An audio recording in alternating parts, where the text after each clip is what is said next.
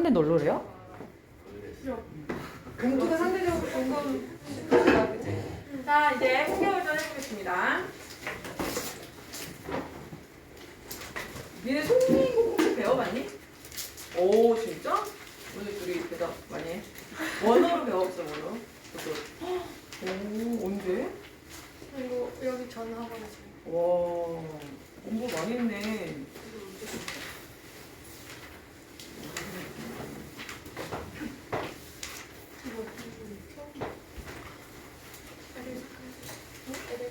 자, 홍계월전. 그럼 도산 12곡도 배웠어? 네? 도산 12곡도 배웠어? 네, 그거 안 배워. 고1에 하는 것만 배웠구나. 고1 때 하는 거. 3일곡도 배웠어? 네. 두 개 같이 배우고. 삼중곡. 배웠어요. 교원가. 그것만 안 배워. 일부를 좀 했구나. 그러면 뭐 자신 있겠네. 도전. 네, 너무 무리수를 뒀네. 자, 홍계월전 갈게요. 얘들아, 어떤 공통적인 특징 못 봤어? 도전도서? 어떤 특징이니? 제목이. 사람이래. 네? 사랑 이야기라고요? 사람이. 그건 본인이 하고 싶은 거 아니에요? 아니요, 그게 아니지. 사람 이름이 제목이. 그렇죠. 사람 이름이라고요? 아, 제가 듣고 싶은 거 들었네요. 사랑 이야기. 창피하다 되게. 자, 근데 선생님이 지금 너희들이 아직 이제 대표 작품들만 배우고 있어가지고 그런데 사실은 얘가 주제별로 소설을 좀 나눠서 공부를 할 필요가 있거든요. 고전 소설은. 지금 좀 전에 한 소설은 무슨 소설이었냐면 애정소설이었어요. 애정소설. 애정소설 파트. 이번에는 뭐 할 거냐면 홍계월전이라는 걸 할 건데 홍계월전이라는 건 여러분들이 느끼시겠지만 이름이 뭐니? 홍계월이야. 그치? 그럼 홍계월의 속성이 뭐냐에 따라서 얘가 어떤 소설로 들어가는지를 볼 건데 어디까지 가는 거야 지금?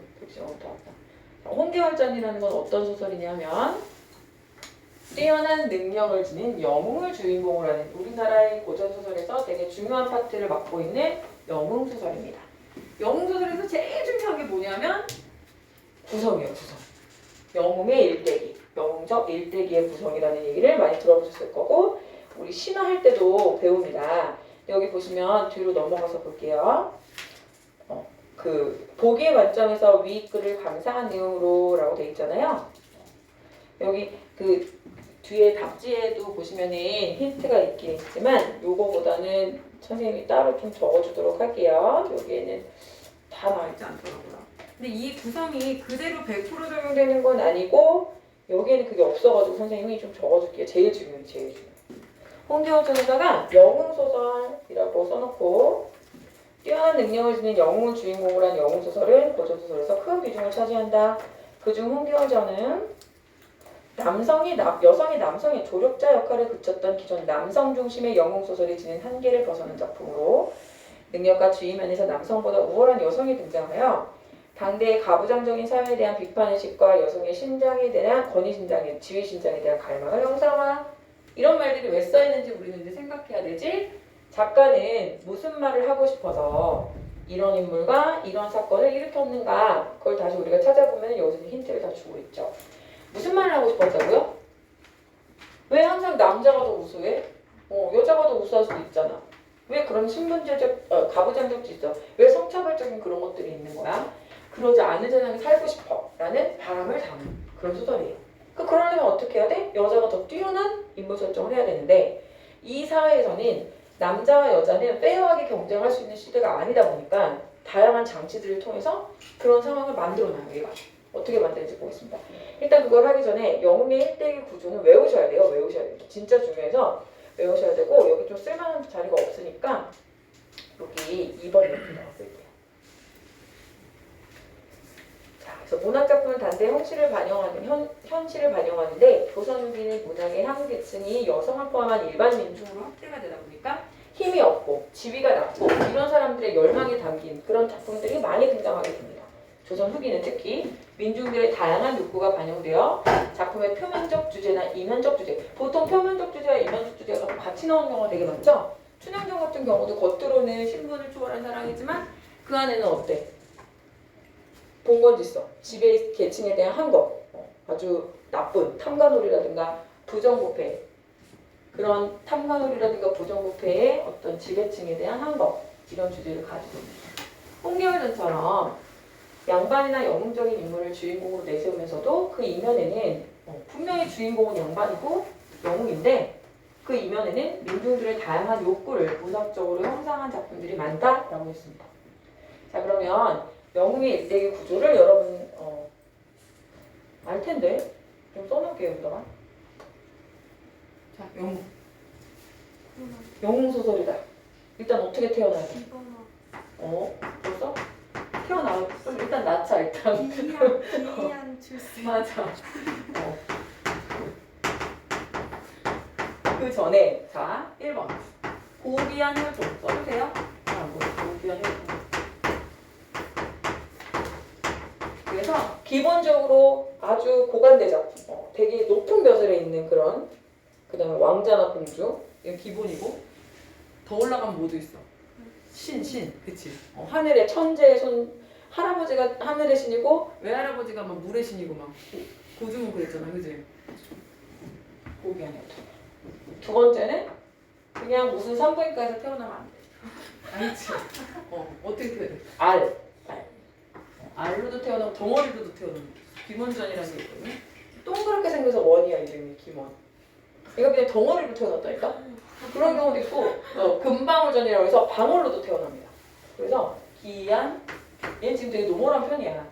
기이한 출생. 근데 기이한 출생은 가장 약한 게 하드코어가 이제 그런 거고 덩어리로 태어난 거 이런 거고 가장 약한 게 뭐냐면 지극정성 빌어가지고 태어난다거나 쉽게 나오는 애가 아니야. 알겠지? 시험관하게 한 30번 하고 시험관에서 30번 하고 태어난 애기. 알겠지? 지성을 들이고 막 이렇게 하는 거야. 자, 그 다음에 영웅이 되려면 얘들아 당연히 뭐니? 버려줘야 돼. 처음에 버려. 어리지죠. 두 번의 위기인데 첫 번째 위기는 1차 위기. 보통 어떻게 나타나냐면 기아. 기아가 아이를 버린다는 뜻이에요. 버려지는 그런 모티브가 많아요. 100%는 아니고요. 보통 버려집니다. 버려져서 죽으면 어떻게 되는 거야?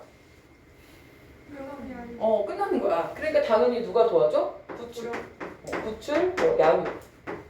이런 게 나타나. 이걸 우리가 이제 편하게 얘기하면 이거 이제 조력자. 이런 사람이 등장해. 그래서 여기 같은 경우에는 그게 어떤 코드로 나타나는지를 어떤 내용이 여기에 해당하는지를 매칭하면서 읽을 수 있어야 돼요. 영웅소설의 특징이에요.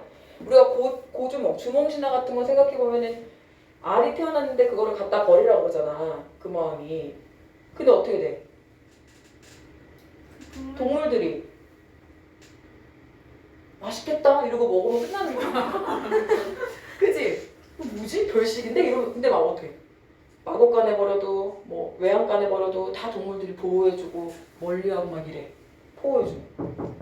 걔 동물이 주로 많이 도와주잖아. 그치? 강을 건너야 되는데 나는 하늘의 손자고 하백의 손자다 이러니까 갑자기 자라하고 막 이런 물고기들이 와가지고 신화. 여긴 조력자. 여기 그 정도 코드까지는 안 가고 하드코어까지는 안 가고 여기는 이제 무난합니다. 뭐 나타나서 도와줘. 자, 그 다음에 이거 하나, 미안해. 하나 빠먹었다. 능력. 비범한 능력. 아까 1번도 해보려고. 4번이 기아야. 위기. 미안해요. 나는 지우고 있는데 내가 큰일이네. 그 다음에 또 뭐야? 2차 위기.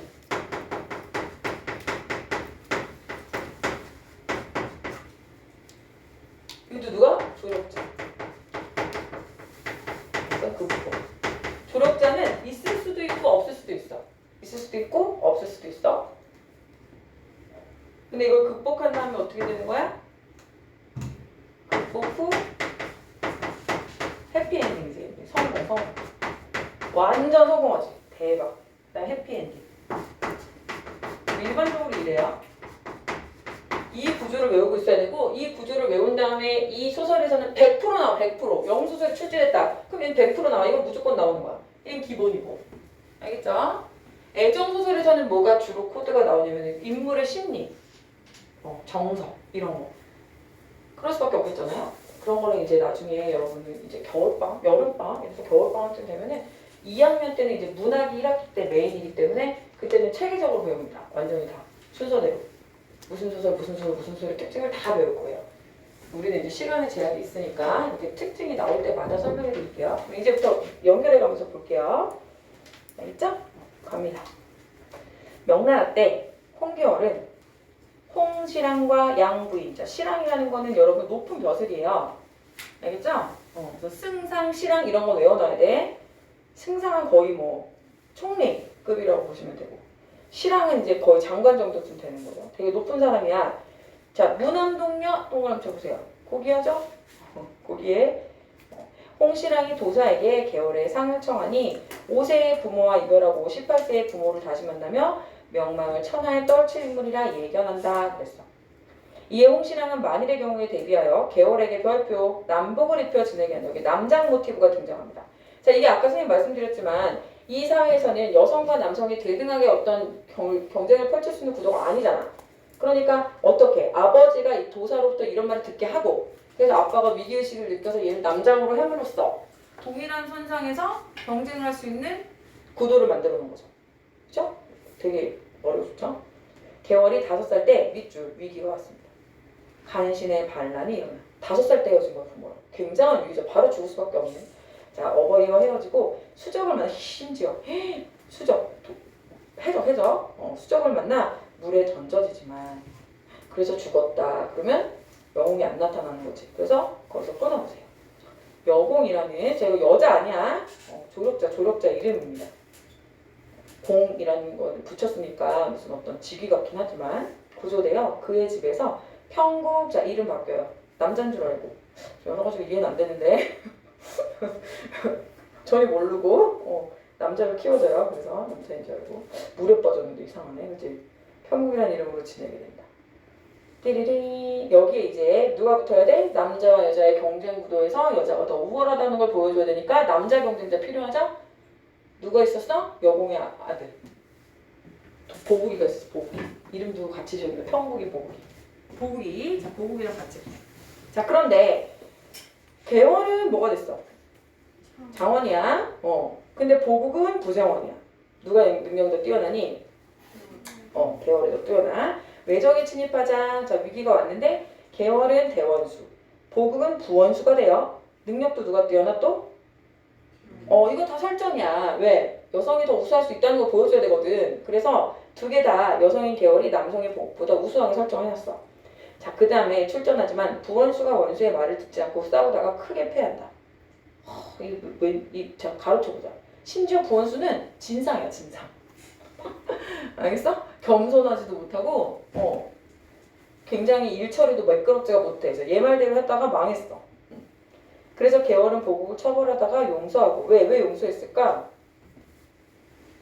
누구야? 여공의 아들이잖아. 그러니까 뭐야? 나의 생명의 의미의 아들이죠. 그죠? 그러니까 그리고 어렸을 때부터 같이 자랐으니까 그렇게 하진 않았어. 그리고 나서 별표. 자, 뭐예요? 공을 세우죠. 자신이 나아가서 적을 섬멸하고. 드디어 누굴 만났어? 부모와도 상봉했어. 이에 천자는, 천자 누구예요? 중국의 황제예요. 천자. 홍시랑을 위국공으로, 양부인을 정열부인으로 보하고. 자식 잘 둬가지고 출세에 더 올라갔어. 그러다가 자, 가로쳐 볼게요. 계월이 병이 나게 되고, 만약에 이렇게 해가지고 그냥 끝나면 또 이제 시시한데, 이제 스토리가 왜 아직 남아있잖아. 여자인 게 밝혀져야 되잖아. 우리 드라마 보면 그렇잖아. 그지? 천자는 어이를 보내 병세를 알아보는 과정에서 여자임이 타는 거야. 그럼 원래 어떻게 돼야 돼요? 죽어야 되지. 죽어 마땅하지. 천자를 능욕했으니까. 기만했잖아. 근데 소설이잖아. 죽으면 안 되지. 황제가 어떻게? 용서해주고 결혼하는 거야. 누구랑? 보국이랑. 일도 하고 결혼도 하네. 가보자 이제. 천자께서 말씀하셨어. 자, 천자, 황제. 평국, 이때 누군지 확인해야지. 평국이 누구야? 계월의 원래 이름은 다른 이름. 함께 공부하던 보국과 혼인시키려 하니 경의 마음이 어떠한고? 라고 위국공이 아뢰었다. 누구한테 물어봤어? 계월이 아빠한테 물어봤어. 그치? 그랬더니 그럼 뭐라고 하겠어요? 글쎄요, 그건 애들 얘기를 들어봐야 되지 않을까요? 이러겠어? 황제가 얘기했는데 뭐라고 해야 돼? 하교가 마땅하옵니다. 평국이 죽을 목숨을 여공의 덕으로 살아났었고, 여공이 평국을 친자식같이 길러 영화를 누리게 하였고, 이별했던 부모를 만나게 싸웁니다. 또한 평국은 보국과 함께 공부하여 같은 과거에서 급대하여 폐하의 크신 덕으로 장록을 받아 머나먼 전장에서 보국과 사생고락을 함께하여 싸우니 두 사람이 돌아와서는 한 집에 거주하고 있사오니 천정연분인가 하나이다. 얘들아 말이 되게 어렵지만 결국은 뭐야? 알겠다. 당연하게 결혼시키겠다. 둘은 인연인 것 같다. 끝. 이렇게 아래고 물러나가 계월을 불러줘. 여기서 근데 뭐가 중요하냐면 인물의 말하기나 인물의 행동이나 뭐 인물의 설설을 통해서 인물의 심리 상태를 정확히 이해해. 그게 이제 줄거리잖아요. 자, 계월이한테 물어봤더니 뭐라 그래요? 낱낱이 전해주니 계월이 아래였다. 소녀의 마음은 밑줄 평생 홀로 늙으면서 부모 슬하에 있다가 죽은 후에 남자가 되어 공자 맹자의 행실을 배우고자 하는 것이었습니다. 그럼 얘는 무슨 뜻이야? 땡겨 안 땡겨? 결혼하고 싶어 안 하고 싶어? 안 하고 싶어. 안 하고 싶어. 보기 안 좋아할 것 같지 않니? 너무 싫을 것 같지 않아? 진상, 찌질이 막 이러고 있을 것 같지 않아? 그랬는데 그런데 빗줄 근본이 탄로나 천자야교가 이러했습니다. 남자를 하고 있다가 여자는 사실이 밝혀졌어. 부모님도 슬하에 다른 자식이 없어 슬픈 마음을 품으시고 조상의 제사를 전하실 곳이 없었사옵니다. 자식이 되어 부모의 명을 어찌 거역하며 천자야교를 어찌 배반하겠나이까. 하교대로 보국을 섬겨 여공의 은혜를 만분의 1이나 갚을까 하오니 부치는 이 사연을 천자께 알아서서 말 되게 어렵지만 결국 무슨 내용이야. 이거를 고전소설을 잘 하려면 어려운 내용이지만 너네가 이게 무슨 뜻인지 너네만의 방법으로 해석하는 거야. 선생님 지금 하듯이. 그러면 줄거리가 딱 잡혀. 뭐라는 거야 지금. 난 원래 결혼할 생각은 없었다.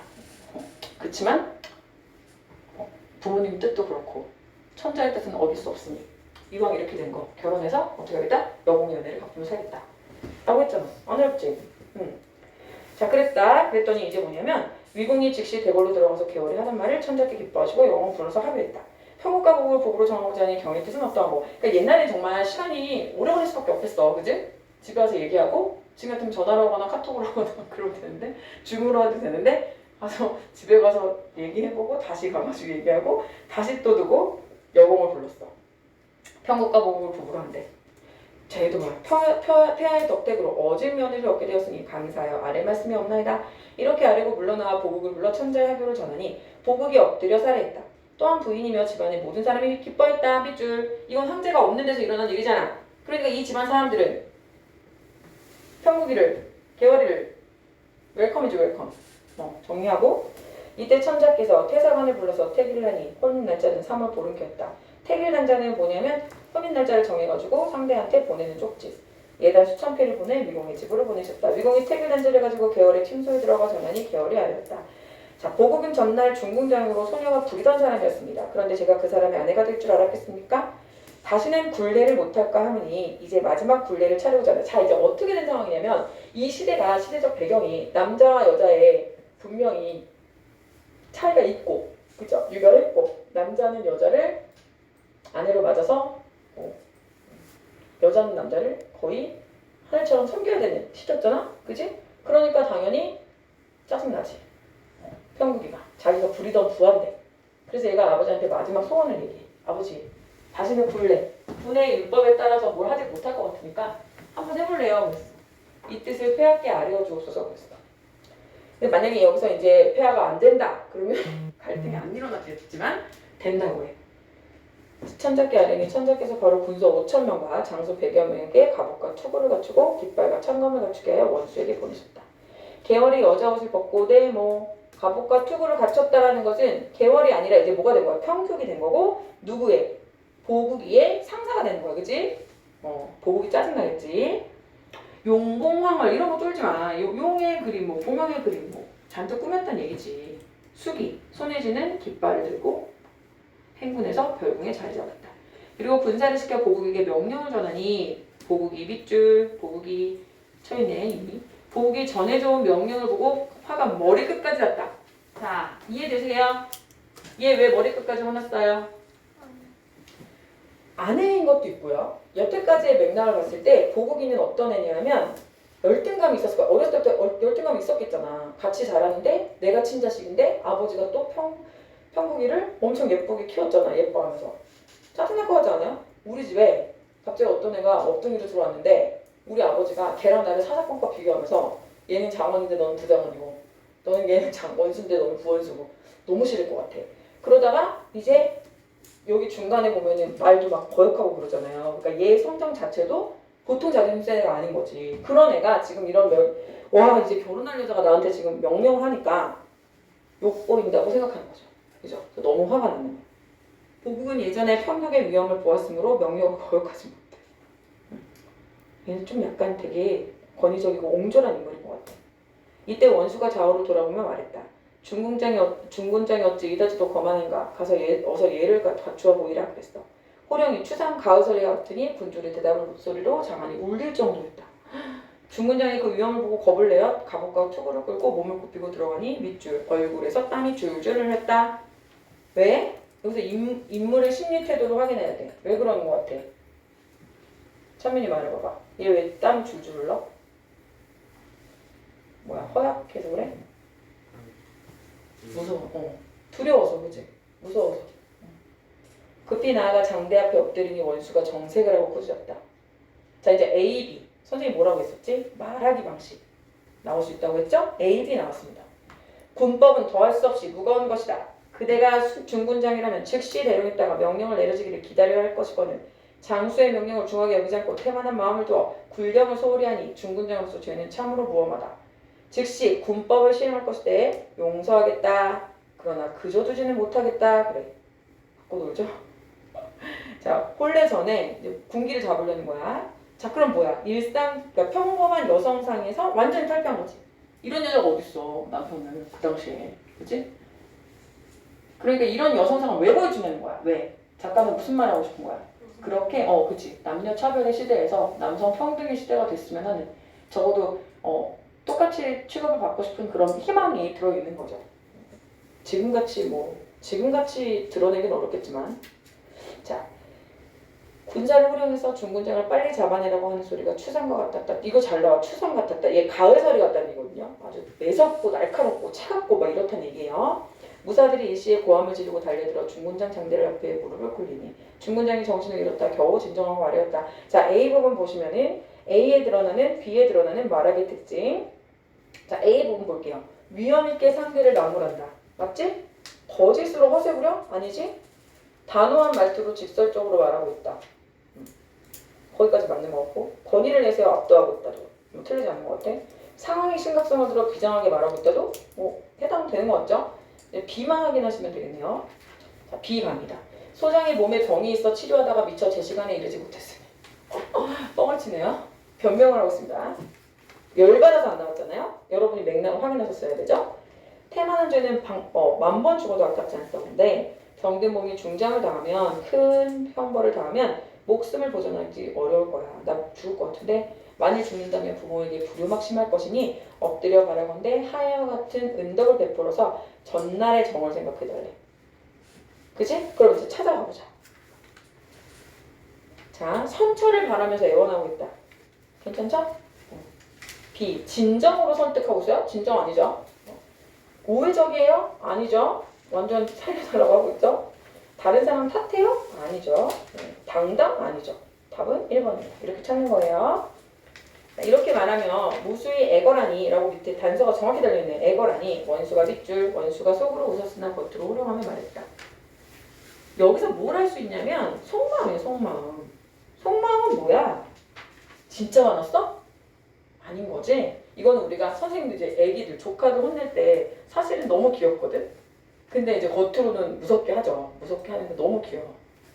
손을 이렇게 들어. 뭐 하나도 4살인데 그냥 무조건 박수 하나 왔다 이러면 손을 너무 귀엽죠? 근데 겉으로는 호령하는 거지. 속으로 했어. 뭐야? 귀여운 거야 지금. 이런 것도 알아놔야 돼. 진짜 화나 있는 게 아니야. 근데 이게 사실 여러분 여기에는 내용이 안 나와 있는데요. 아까 선생님이 말했지만 보국이랑 평국이는 사실 사랑해서 결혼하는 사이는 아니잖아요. 그죠? 그러니까 보국이가 딴짓을 많이 합니다. 특히 이제 여기에는 안 나타나는데 영춘이라는 기생이란다. 첩을 두고 걔만 좋아해. 그러니까 평국 입장에서는 좀 열받은 거죠. 그래가지고 그걸 혼내려는 그런 의도였습니다.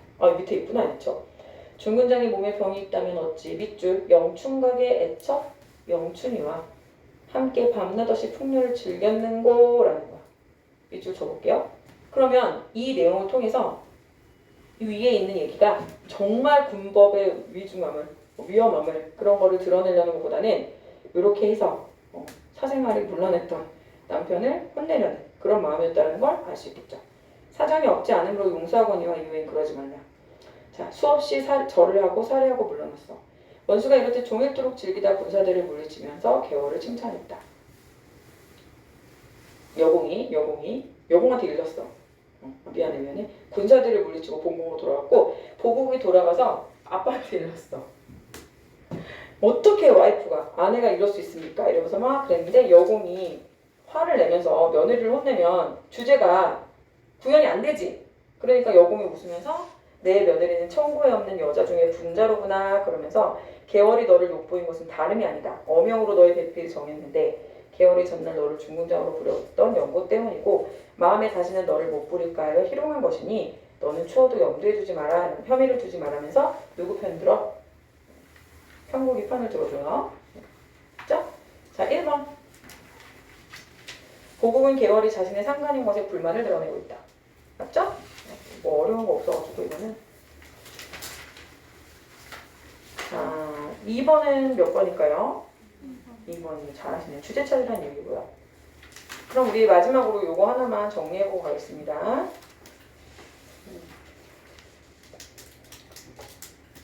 자 여기 보면 아까 얘기하다가 만 거 지금 아버지가 전이부신랑이고 기이한 출생은 사실 안 드러났다고 봐야 되죠. 그래서 기이한 출생. 그래서 이렇게 물어보는 경우가 있어. 원래 일반적인 이제 구조는 이런데 여기서 찾아볼 수 없는 거. 그죠? 기이한 출생은 없다고 봐야죠. 그 다음에 비범한 능력은 뭐 영민에서 한 번 본 것을 잊지 못한다는 내용이 있어요. 여기는 안 보이는 거고 어릴 적 위기는 뭐였죠?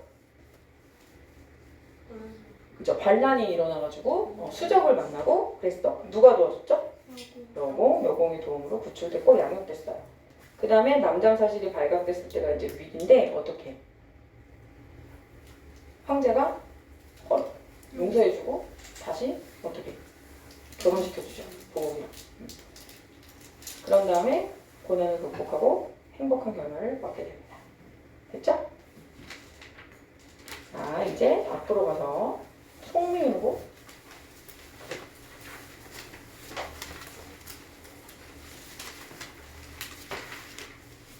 규원가를 안 했다는 거예요? 전에 학원에서? 규원가를 먼저 할까? 규원가 혹시 풀어왔어요? 숙제였죠? 다 풀어오는 거.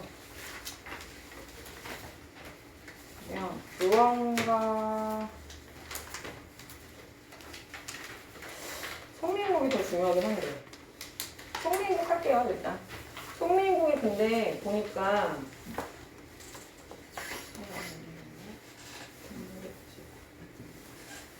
삼인국을 고등학교에 가면은 여러분이 학교에서 어떤 교과서에서는 삼인국을 가르치고 어떤 학교는 송민국을 가르치거든요. 근데 둘 다 가르치는 학교도 있어요. 그러니까 예를 들면 교과서에 송민국만 나왔으면 거기서 송민국을 가르치고 추가로 프린트로 삼인국을 가르치고 이런 식으로. 그래서 많이 따라다니는 작품입니다. 그거는 이제 나오면은 이어서 같이 해줄게요. 자 여기도 이제 뒤에 설명이 돼 있어요. 이거 프린트 이걸로 보시겠어요. 송민국 해보겠습니다. 송민국 몇 페이지 있죠? 94.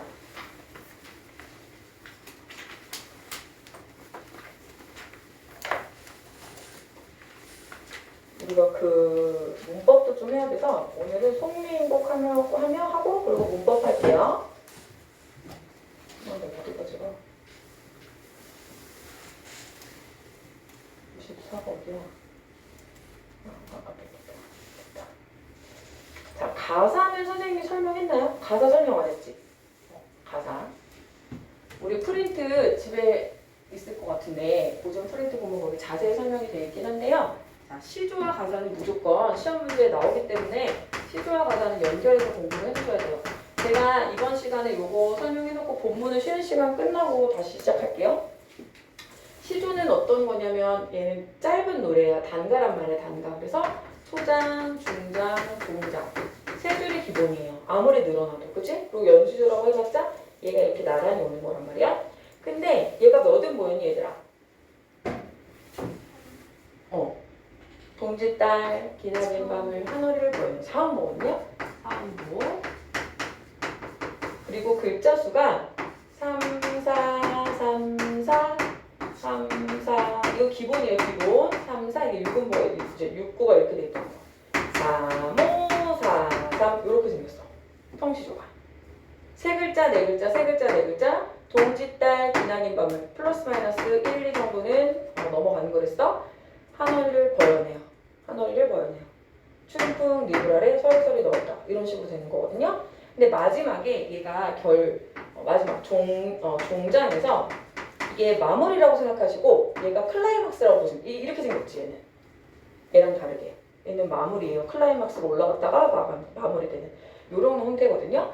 근데 가사는 뭐냐면 이렇게 짧은 거는 이제 내용을 응축해서 압축해서 전달하기는 효과적이지만 하고 싶은 말을 막 할 수는 없어. 그치? 예를 들면 어디 여행 갔다 온 글을 쓴다든가 가르침을 쓴다든가 어떤 사연을 쓴다든가 교훈을 주고 싶다든가 이렇게 길게 쓰고 싶어하는 어떤 욕구를 어떻게?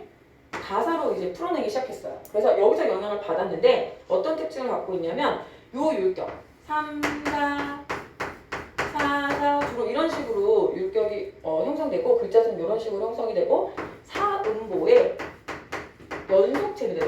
연속체라는 건 뭐냐면 사음보의 형태가 쭉 계속 나오는 거야. 계속 제한이 없어. 알겠습니까? 그러다 보니까 당연히 다룰 수 있는 주제들이 굉장히 많아지고 자세해지죠. 그 다음에 마지막 부분에 우리가 3, 5, 4, 3으로 끝내는 경우가 있고 3, 5, 4, 3으로 끝내는 경우가 있고 그렇지 않은 경우가 있거든요. 그래서 시조와 마지막 종장을 같이 하는 것을 우리가 정격 가사라고 부르고 무슨 뜻이야? 정해진 격식을 지킨다는 얘기야. 사이즈 지키고 아닌 것을 변격 가사라고 이 정도. 이거 잘 안 나오긴 하는데 그냥 참고로 알아두세요. 그래서 조선 초기에 나타난 음문과 산문의 중간 형태냐면 왜냐하면 언뜻 보기에는 산문같이 길거든. 근데 걔는 엄밀히 말하면 뭘 갖고 있기 때문에 운율을 갖고 있어. 3, 4, 그 다음에 사음보 연속체이기 때문에 운율이 있단 말이야. 그러니까 얘를 운문으로 보지 산문으로 보지는 않아요. 알겠죠? 조선 초기에는 이제 시조랑 비슷해. 주제의식. 자연 속에서 생활하고 연금지정 등의 주요 내용이었고 후기로 가면서 실생활의 구체적인 내용을 다룬 작품. 되게 현실적으로 바뀝니다. 대표적인 케이스가 예를 들면 유배가사 같은 경우도 유배가사는 초기하고는 달리 이 후기로 가면은 굉장히 리얼해져. 여기는 힘든 얘기보다는 주로 임금님을 걱정하고 임금님을 사랑하고 막 나라를 걱정하고 이런 내용이 많다면 여기는 더럽게 힘드네 이런 표현이 진짜 나와. 더럽게란 말은 안 나오지만 진짜 힘들다 이런 얘기가 나옵니다. 자, 이렇게 보시면 되고 자, 대표적인 케이스 면왕정과 관동별곡, 삼인곡, 송미인곡, 누왕사인데 이건 거의 3학년 수준이고요. 어렵습니까 누왕사는. 그 다음에 관동별곡 되게 어려운 작품인데 가끔 1학년 교과서에 등장해요. 원래 1학년 있으면 안 될 정도로 어렵거든요. 근데 관동별곡이 들어가 있는 학교는 다른 게 없어. 기본적으로 그냥 한 작품 정도씩 있다고 보시면 돼요. 시조 한 시작품하고 고등학교 교과서는. 그러다 보니까 고등학교 1학년 국어교과서 그러다 보니까 많은 학교들이 부교재를 쓰고 모의고사를 쓰고 그럴 수밖에 없는 거야.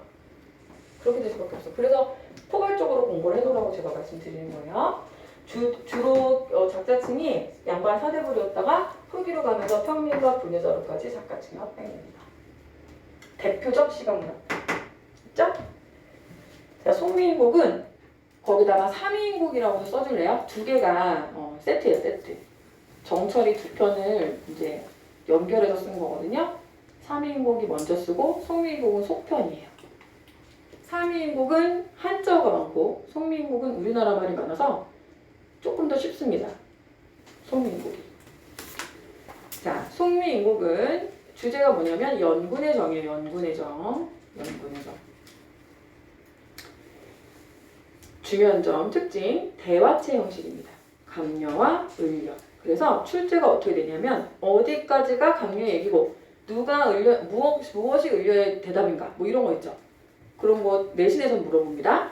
그 다음에 별표 칠게요. 연군의 정이라는 건 무슨 뜻이죠? 임금님을 사랑하는 마음이야. 연모하는 거야. 연모하는데 누구를? 임금을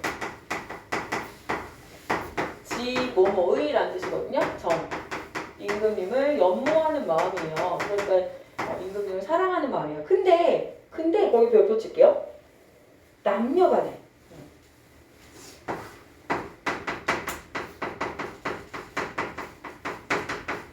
사랑으로 형성하고 있어. 남녀간의 사랑으로 좀 어려운 말로 치환, 교체한다. 이걸로 교체한다고. 치환해놨어. 임금에 대해서 군신관계를. 왜 그럴까? 이거 좀 써줄게요. 군신관계를 군신관계로 표현하면 되는데 왜 그걸 남녀간의 사랑으로 표현할까? 이게 잘 나와요?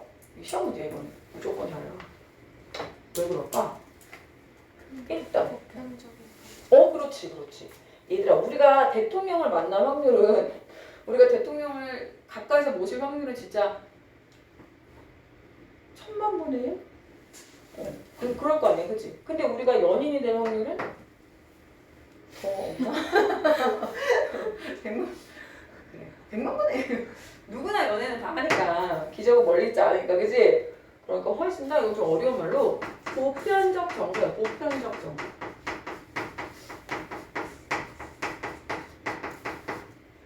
누구나, 보편이라는 건 뭐냐면 누구나 경험 가능한. 이건 아니잖아.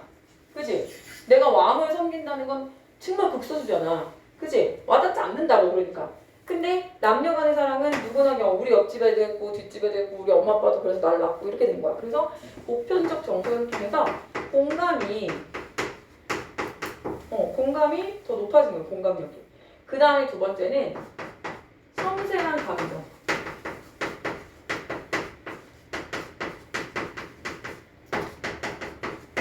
정서로 표현해야 더 어떻지? 그러니까 너희들은 이런 세대가 아니니까 너희들이 이런 세대가 아니잖아. 니네는 사실 남녀가 그렇게 차별도 별로 없고 구별이 별로 없이 자란 세대잖아요. 이거는 지금 몇백 년 전 노래잖아요. 그죠? 그렇지 않아요? 그러니까 당연히 애틋한 마음, 애절한 마음, 다 닿을 수 없는 마음, 막 이런 거는 여성적 정서와 더 잘 어울리는 거죠. 남자가 남자한테 그러긴 좀 그렇잖아요. 그죠? 그러니까 훨씬 더 이걸 표현하기가 좋죠. 애틋한 마음을 표현하기가 더 좋아요. 이게 시험 문제예요. 되게 중요합니다. 자, 그리고 또 하나 여기 있죠? 우리말 표현. 이건 누구랑 비교했을 때 3인국랑 비교해서 많이 나와요. 이 표현이. 3인국은 한자어가 많고 얘는 우리말 표현이 많습니다. 자, 그렇다고 해서 3인국은 다 한자고 여기는 다 우리말이야. 그건 아니야. 또 오해하는 애들이 있어. 상대적으로 그렇다는 거야. 자, 해제. 이 작품은 조선 천조 때 송강 정철이 지은 가사로 송강가사에 실려 있다. 정철이 지은 3인곡과 더불어 전후 미인곡 젊은 여인이 남편을 사모하는 것에 빗대어 임금을 그리워하는 마음 이거야. 알겠죠? 핵심 포인트 밑줄 볼게요. 화자가 설정되어 있는데요. 이 작품에 등장하는 두 여인이 있습니다. 편의상 감녀, 을려라고 되어 있어요. 모두 작가의 분신으로 작가의 의도를 효과적으로 드러내기 일부러 설정한 거예요. 자, 감녀는 질문과 위로를 해서 인터뷰를 하는 사람이고요. 을려가 인터뷰를 당하는 사람이에요. 그래서 감녀가 질문도 해주고. 왜냐면 을려는 가만히 있는데 말하기 내외하잖아요.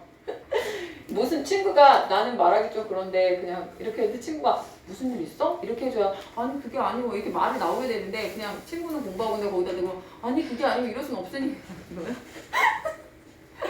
몇백 년 전이니까 쉽지 않았대. 자, 그래서 그렇게 을려가 말을 할 수 있게끔 끌어주는 그런 역할이에요. 그리고 위로해줍니다. 그리고 마지막에 약간 사이다 발언을 해주는 그런 애로 나와요. 을려는 되게 소극적이고 소심하고 연약하고 막 이런 여잔데 감녀가 막 세게 나와서 막 사이다 발언 해준다. 그래서 감녀의 질문 을려가 답변하고 감녀가 위로하고 을려가 하성. 그러니까 당연히 누구의 이야기냐면 을려의 이야기이기 때문에 을려가 얘기를 많이 하죠. 감녀가 위로를 더 오래 하면 참 이상하죠. 을려는 간단하게 말했는데 감녀가 막 계속 위로해. 내 친구는 저랬고 제 친구는 저랬고 우리 엄마는 어땠고 이러면 안 되죠. 굉장히 싱거울 정도로 굉장히 짧게 말합니다. 자, 잠깐 쉬었다가 이어서 할게요.